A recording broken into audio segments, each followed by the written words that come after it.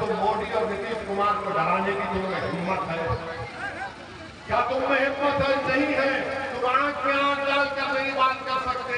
तुम में और मुझ में फर्क ये है कि वो मैं सीमांचल का नहीं हूं, मगर दुनिया ने देखा अगर बीजेपी के 300 एमपीओं के सामने अगर किसी ने सीएए कानून को फाड़ कर फेंक दिया तो उसका नाम असदुद्दीन ओवैसी है।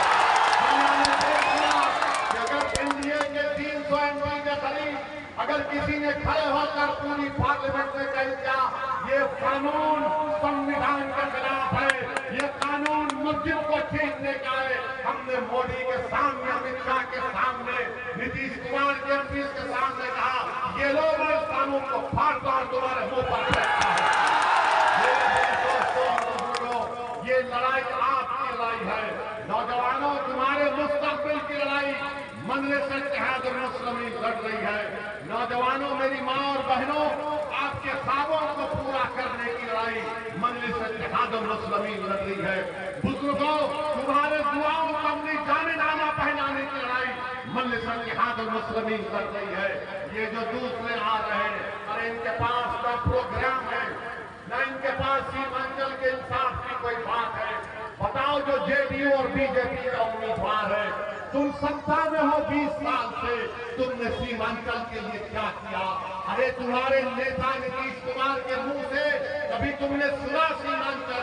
मजलिस जब से बोलना शुरू करी तब से सीमांचल सीमांचल सब बोल रहे हैं। अरे दोस्तों, मैं यहाँ पर बिरानी अकीदत पेश करना चाहूंगा और अल्लाह से दुआ करूंगा कि अल्लाह जनाब तस्लीमुद्दीन साहब की खबर को नूर से भर दे, जिन्होंने सीमांचल की बहुत बड़ी लड़ाई लड़ी थी।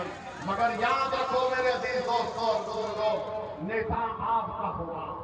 और जो लोग बीजेपी और जेडीयू के उम्मीदवार से मैं पूछना चाहता हूं, बताओ बीजेपी के साथ तुम आते हो तो मोदी एक भी मुसलमान को टिकट नहीं देते, क्यों नहीं देते? और जेडीयू बीजेपी के साथ है और जेडीयू मोदी मिलकर वक्त का कानून बनाए, सीएए का कानून बनाया। मैं किशनपुर की जनता से सवाल करना चाहता हूं बड़ी इज्जत के साथ, जो बीजेपी जेडीयू का उम्मीदवार है, मैं उनको भी पूछना चाहता हूं, क्या तुम नमक हलाल हो या नमक हराम है? तो बताओ, आप क्या है? आप नमक हलाल है या नमक हराम है? बताओ।